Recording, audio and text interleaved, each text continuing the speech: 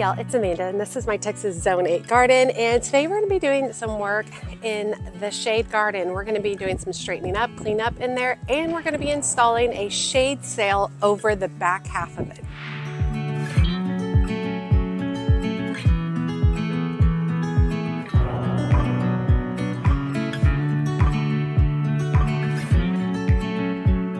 Okay, if you haven't been watching my series on my shade garden, I will drop a link to that playlist below. It's really fun. Basically, I took this space between our houses that's typically very unused. It had some drainage issues, it had all these problems, and I've turned it into a shade garden because I live in like a basic suburban area, newer build, and we don't have a lot of trees, we don't have a lot of shade, but I have a lot of interest in shade plants. And so I kind of created this space to allow myself that opportunity to explore shade plants. And so I've done a lot of different things, including this entrance right here. And it has a door and we walk in and the whole shebang. Okay, so walking into the shade garden, it's a mess.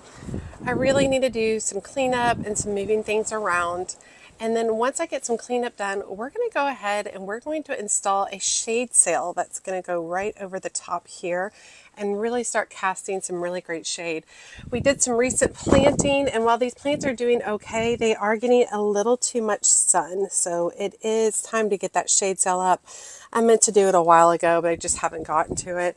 Look at these hydrangeas over here, putting off a lot of green.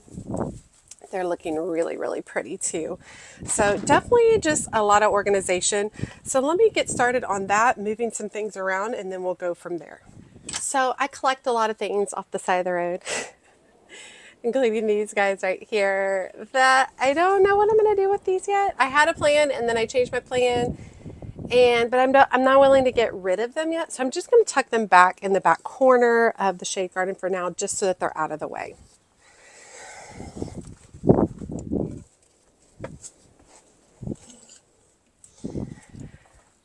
I collect a lot of bricks, loose stones and stuff that I use to prop up under containers quite frequently, instead of having to buy actual like planter pot feet. It works out really well for me.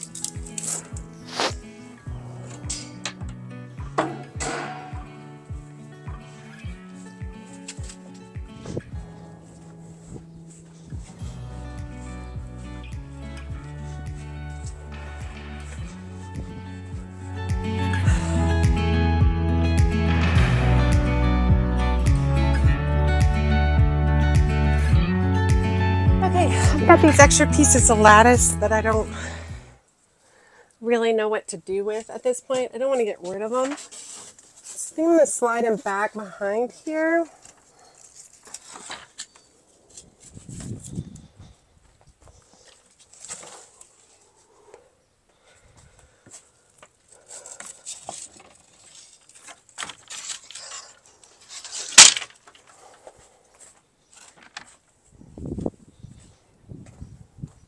Okay, that feels a little bit more cleaned up. I also think I'm going to go get some pruners and clean these up a little bit. I think this guy's gone. This hickory is looking okay. Maybe a little cleanup over here. So let's do that real quick. So in regards to these hydrangeas back here. So I'm not really overly familiar with these hydrangeas. I don't know a whole lot about them. I do know that they bloom off of old wood. So what I'm doing is I'm just going to go in, I'm going to remove some of these old dry leaves just to kind of reveal some of the green underneath.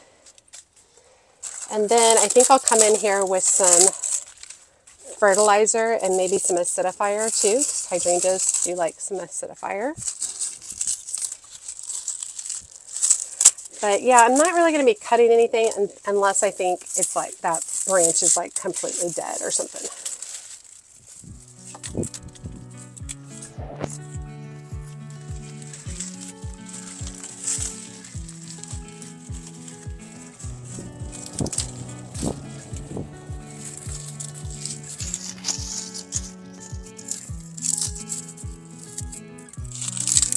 Okay, so I don't actually recall which of these hydrangeas is supposed to be blue.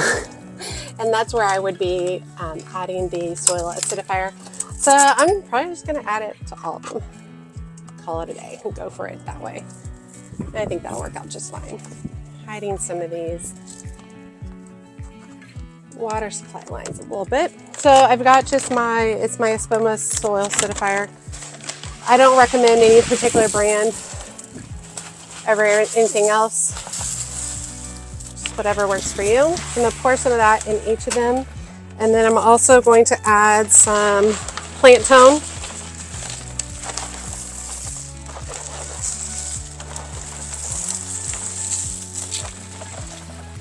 Especially to containers, you really do have to take the time to fertilize them. I'm going to remove out any kind of debris just so I'm not breeding disease back here. And basically I'm just scratching the soil acidifier and the fertilizer into the top inch of the soil.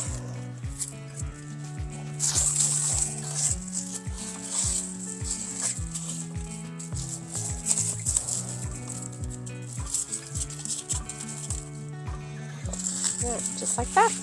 And those are ready for spring. I do think I'm going to add some mulch to my hydrangeas just to help with water retention. I'm not going to go crazy, but obviously water is super important for hydrangeas. And these are in a new spot this year. In the past, they've been on the back porch.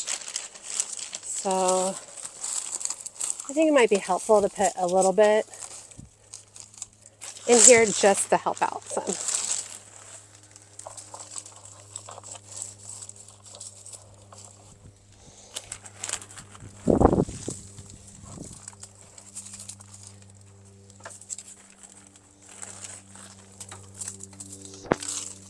Okay.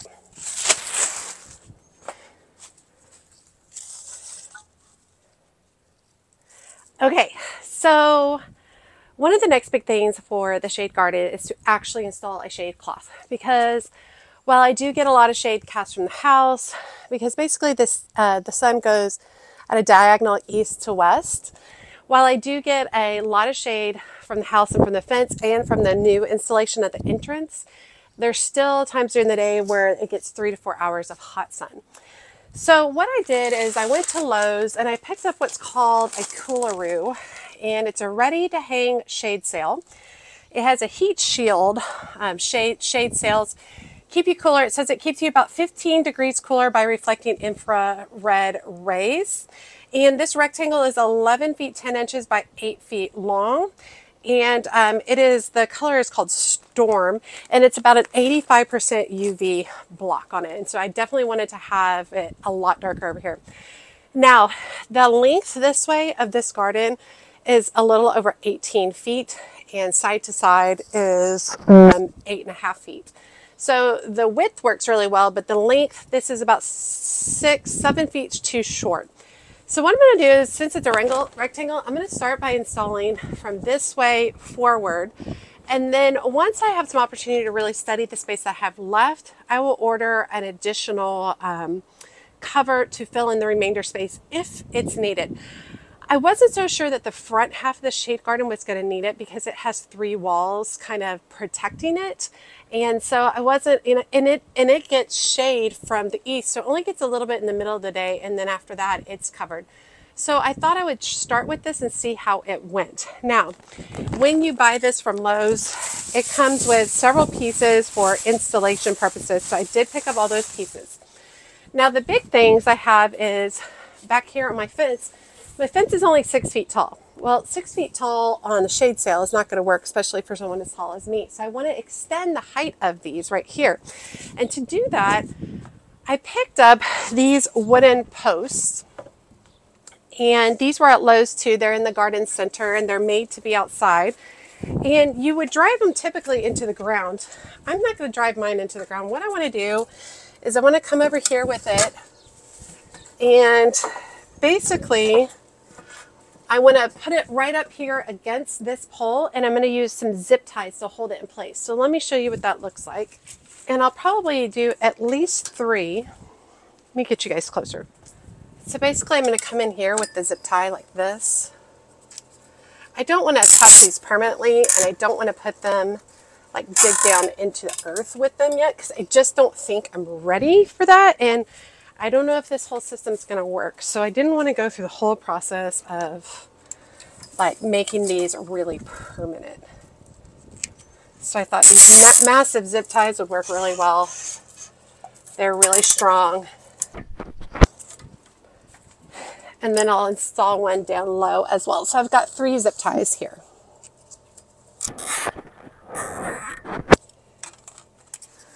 All right, and then I'm doing the same thing on the other side. Okay, so the next part is to basically secure these like little hooks. And these are available right beside the cooleroos. But basically this is what the sail is going to hook on. So I want to install those, one at the top of each of these poles and then one behind you guys. So I'll flip y'all around to show y'all what that looks like too. There's going to be some awkward reaching here. Y'all are used to my awkwardness.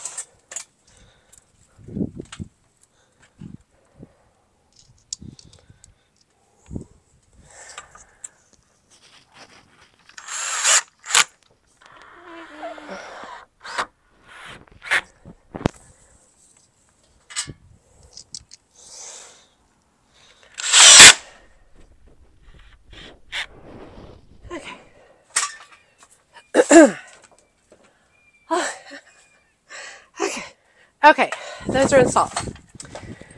So the next part of the cooleroo is installing the actual shade.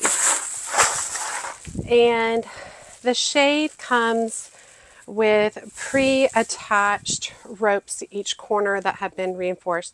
I think this is either a 3 or 5 year guarantee. Forgot what it said on this. But so what we want to do is open this up, try to find where the 8-foot links are. Here's the 8-foot links right here.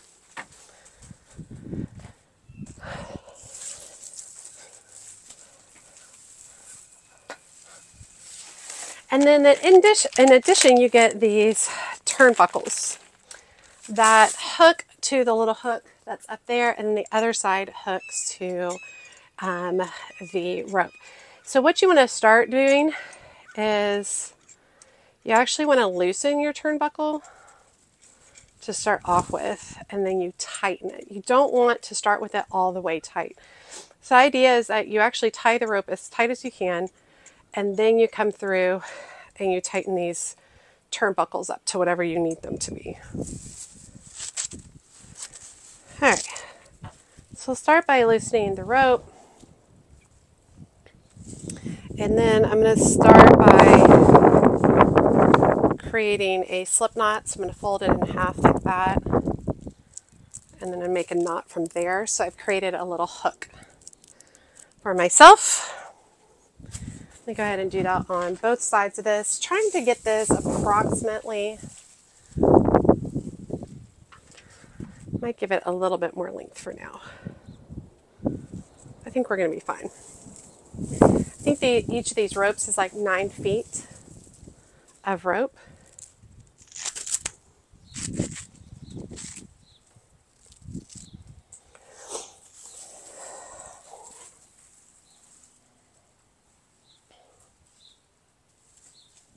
So first thing I'll do is hook my turnbuckle onto here and then hook this onto there as well.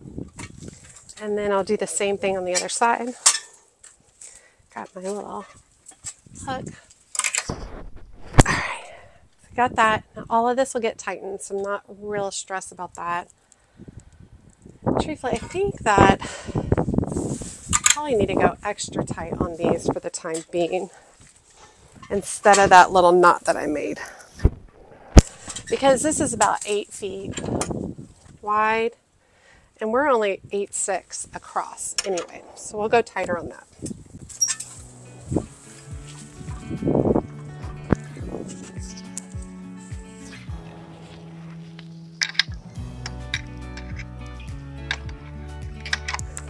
And hooking that in.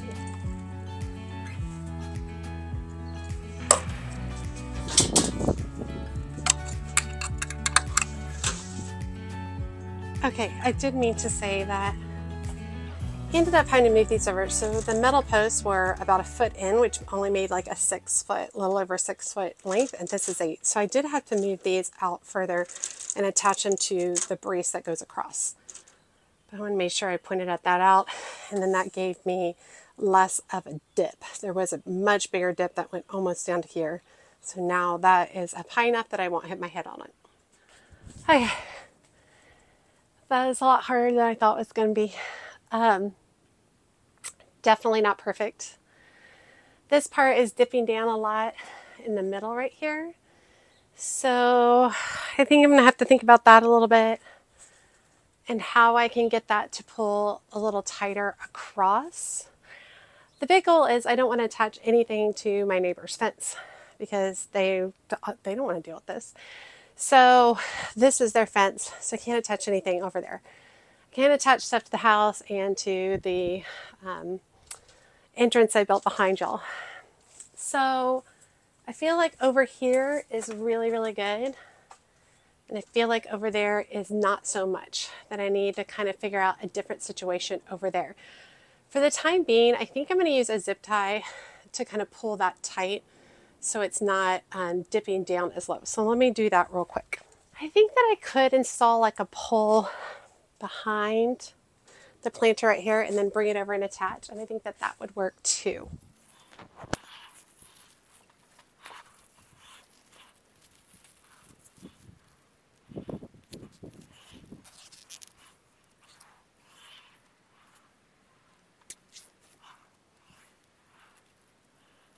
Okay, I just use few zip ties to make it a little bit tighter.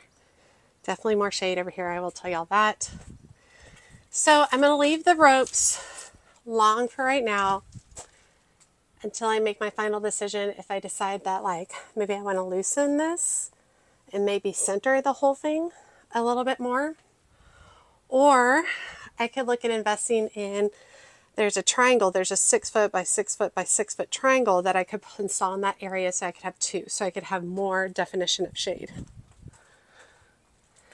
I like it. I don't think it's very pretty, but it's functional for now until I decide if I want to do something more permanent. And that's really what we're looking at right now, y'all. Is this space even gonna work? And if it does work, that's great. If it doesn't work, I didn't want to like build some kind of beautiful like wooden permanent structure that just didn't end up being utilized for anything. So we'll start with this and try it out. Okay, to say that was hard, this was hard was an understatement. It was hard. It was definitely a two-person thing. I should have waited until my husband was home to help me out, but I do a lot of stuff on my own just because I like to work on my own. Like I said, I'm not overly satisfied with it, but I think it'll do the job for now. I think perhaps installing the pole right here, or maybe one on each side, and then attaching to that might be extremely helpful. So this will be a work in progress. This is just a start, which works really well because I was wanting to cast some shade over here on my leopard plant and my acanthus, and so that works really good. And now my hydrangeas are getting coverage as well. Now this does allow water through, so everything will still get rainwater, which will work really nice. I do like the lighter color. However, I wonder if during the during the summer if I will have preferred the dark color. I kind of thought that the lighter color might keep things a little bit cooler under here, so we'll have to experiment with that. But my other big thing is I'm gonna clean this up. I'm gonna clean this up. I just cleaned this up and now I brought all this stuff out again. I'm gonna put it all away. All right, you all, I hope you guys enjoyed today's videos. Give me your thoughts on the sunshade, what your ideas are. I think even if this just lasted a couple of years, that'd be really great. And then maybe by then I can save to have some, beautiful wood structure installed in here, which would be super cool. But for now, I think that this is going to work.